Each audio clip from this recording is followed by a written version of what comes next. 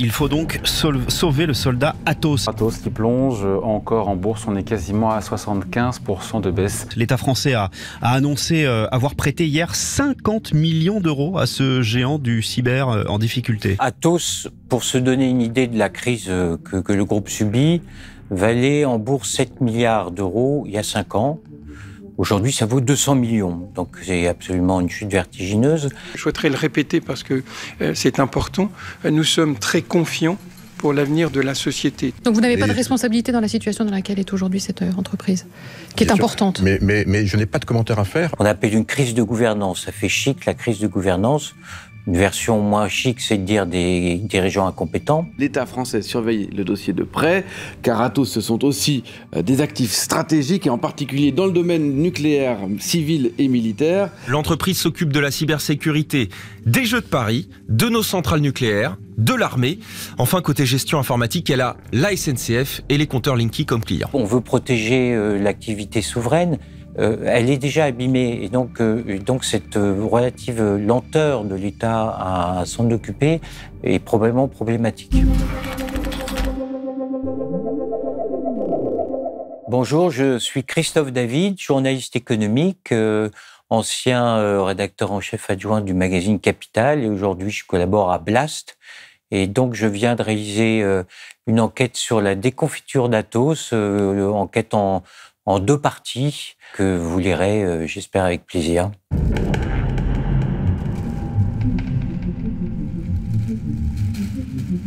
Alors, Atos, qu'est-ce que c'est ? C'est le numéro 2 des groupes informatiques en France. Le premier étant Capgemini. Capgemini, c'est 22 milliards. Atos, c'est 10 milliards d'euros. Donc, c'est quand même un groupe très important qui est sur l'ensemble des métiers du numérique et de l'informatique, historiquement beaucoup dans ce qu'on appelle l'infogérance, c'est-à-dire la gestion des services des entreprises et de leur parc informatique, et aujourd'hui dans toute la gamme des métiers. C'est aussi un groupe qui est très présent dans la sphère publique, qui est à l'origine de la gestion de la carte vitale, la carte d'identité, de France Connect, que tout le monde connaît quand on paye ses impôts, de beaucoup de services publics.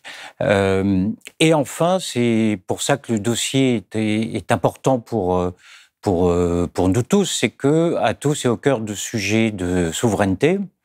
C'est-à-dire que sa filiale Bull est en charge grâce à ses supercalculateurs, de la simulation des essais nucléaires. Atos assure aussi la commande de machines des centrales nucléaires. Et par ailleurs, c'est un prestataire de l'armée, notamment sur des sujets de cryptage. Atos, pour se donner une idée de la crise que le groupe subit, valait en bourse 7 milliards d'euros il y a 5 ans. Aujourd'hui, ça vaut 200 millions. Donc, c'est absolument une chute vertigineuse.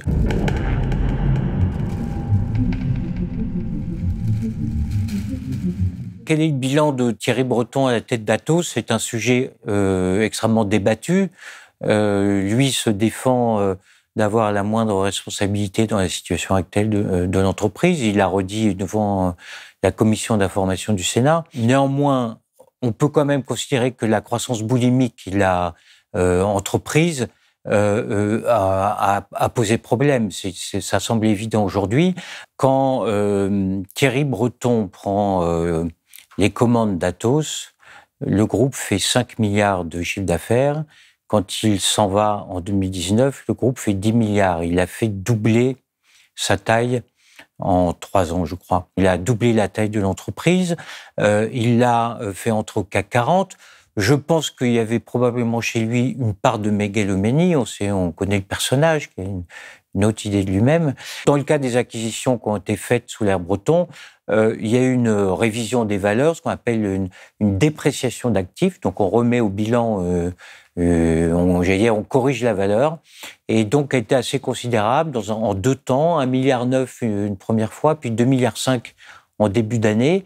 Donc en gros, Atos a fait le constat que les entreprises qu'elle avait acquises ne valaient pas exactement le prix qu'elle avait inscrit à son bilan. Et Après le départ de Breton, il y a eu encore beaucoup d'acquisitions. Donc voilà pourquoi il y a beaucoup de dettes.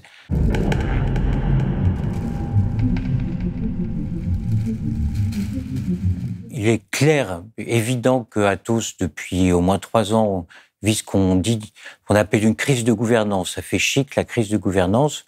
Une version moins chic, c'est de dire des dirigeants incompétents. Je veux dire, ça saute aux yeux. C'est-à-dire que quand Thierry Breton s'en va, il place 2 personnes pour le remplacer. 2 financiers. Comme président, Bertrand Meunier, qui était déjà au conseil d'administration, qui était un homme du private equity, c'est-à-dire en gros des investissements privés dans les entreprises, plutôt un profil de banquier, on va dire. Il nomme comme directeur général, CEO, Élie Gérard, qui lui était directeur financier de Atos. Donc on a d'emblée 2 personnages qui ont plus un profil financier qu'industriel. Mais Élie Gérard va partir et on va avoir, je crois de mémoire, 6 dirigeants, 6 directeurs généraux différents en 3 ans. On voit bien que le problème, c'était le président, Bertrand Meunier, qui se prenait pour le DG, c'est-à-dire qu'il est sorti de son domaine qui était d'assurer la présidence du conseil d'administration pour se mêler de la gestion. Et donc, il a épuisé comme ça les directeurs généraux, les uns après les autres. Les conséquences, évidemment, sont terribles pour les équipes, parce que quand pendant 3 ans, vous avez 50 scénarios différents de cession d'entreprise, de scission d'entreprise, de mise en bourse, de non mise en bourse, etc., vous savez plus où vous habitez. Toute cette période d'incertitude avec de nombreux scénarios a coûté extrêmement cher. On a cité des chiffres vraiment impressionnants. On a en gros 1 milliard à peu près d'euros aurait été consacré aux différents plans de restructuration. Alors, cet argent est allé dans la poche de qui ? De 2 conseilleurs, si j'ose dire, les banques d'affaires, qui donc sont des banques spécialisées, dont c'est le métier justement d'échafauder des mécanos de regroupement, de scission, etc. Donc les banques Rothschild et compagnie. Et les cabinets de conseil, dont le fameux cabinet McKinsey, qui à lui seul aurait probablement caissé 350 millions d'euros, c'est le chiffre qui circule, et qui a travaillé à la fois sur les scénarios de scission, sur la réorganisation de l'entreprise, et donc il y a eu un rôle central, mais c'est pas le seul parmi les cabinets, dans, j'allais dire, tout ce temps qui a épuisé l'entreprise, qui a épuisé les salariés. Et donc, pour un coût absolument considérable. Alors, Édouard Philippe, il est entré au conseil d'administration en 2020 et il en est sorti en mai 2023, donc il y est resté à peu près 3 ans. Il a été administrateur d'Atos, j'allais dire, pendant les 3 années de déconfiture. D'une façon générale, le conseil d'administration, c'est ce que j'explique dans mon papier, était un conseil d'administration béni oui qui n'a pas joué son rôle et qui n'aurait jamais dû, par exemple, accepter cette valse de dirigeants, etc. Donc c'était un peu un conseil d'administration fantôme. Et donc quel était le rôle d'Édouard Philippe ? En réalité, il s'est jamais exprimé. Tous les administrateurs se retranchent derrière le secret des délibérations. Bon, sans doute qu'il a servi à rien, mais j'allais dire comme tous les autres administrateurs à peu près, si ce n'est qu'il a, comme d'autres, touché des jetons de présence. Je crois que c'est à peu près 70 000 euros par an. Donc, j'allais dire pour des réunions où on ne fait que voter oui, c'est pas mal. Aucun plan n'a abouti, soit parce qu'on considérait que le prix de cession était trop élevé, soit parce que le découpage qui avait été envisagé n'était pas le bon. Il y a toujours plein de raisons. Et ce qui est quand même assez cocasse, c'est qu'aujourd'hui, Atos fait une revue des métiers avec un nouveau cabinet de conseil qui s'appelle Accuracy. Donc, fait une sorte d'examen complet de ces métiers.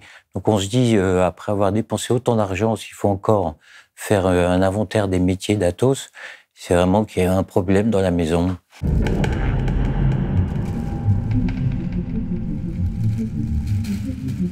Donc aujourd'hui, on se retrouve, j'allais dire, en retour à la case départ. L'État, par la voix de Bruno Le Maire, dit on veille extrêmement sérieusement au dossier. Et alors, ils ont pris une action préférentielle dans Bull, qui est donc la filiale qui s'occupe de ces sujets.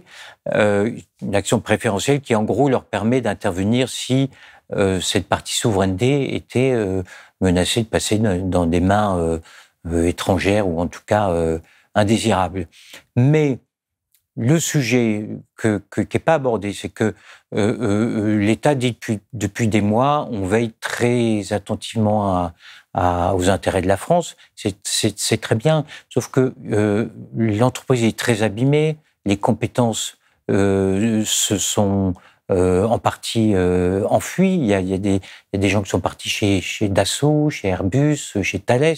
Et donc, dire on veut protéger l'activité souveraine, elle est déjà abîmée. Et donc cette relative lenteur de l'État à s'en occuper est probablement problématique. David Layani, président et fondateur de OnePoint, bonjour. Bonjour. Alors évidemment, vous êtes là pour une raison bien particulière. On est très heureux de vous recevoir. C'est la première fois que vous prenez la parole. Vous avez fait une offre de 4,2 milliards d'euros sur la branche digitale et cyber d'Atos.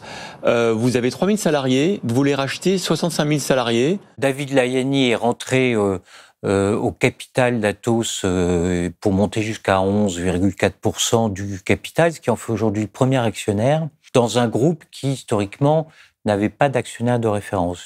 Ça veut dire, en gros, n'avait pas d'actionnaire leader qui donne le là à l'entreprise. C'est une occasion unique de bâtir un grand champion français du numérique et de la transformation. Donc David Layani a l'ambition d'être cet actionnaire de référence pour l'avenir. C'est un des projets de reprise aujourd'hui le plus évoqué. Donc lui, il a fondé une entreprise informatique qui s'appelle OnePoint, qui fait que 500 millions d'euros de chiffre d'affaires, donc qui peut sembler petite. Néanmoins, il a réuni autour de lui des associés, on pourrait dire. Donc d'abord, il a fait une levée de fonds avec le fonds américain Carlyle pour 500 millions d'euros. Il vient de recevoir le soutien de Walter Butler, qui est un personnage haut en couleur, ancien énarque, qui a un fonds d'investissement, le fonds Butler, qui avait fait parler de lui parce qu'à une époque, il avait racheté le PSG, entre autres faits d'armes.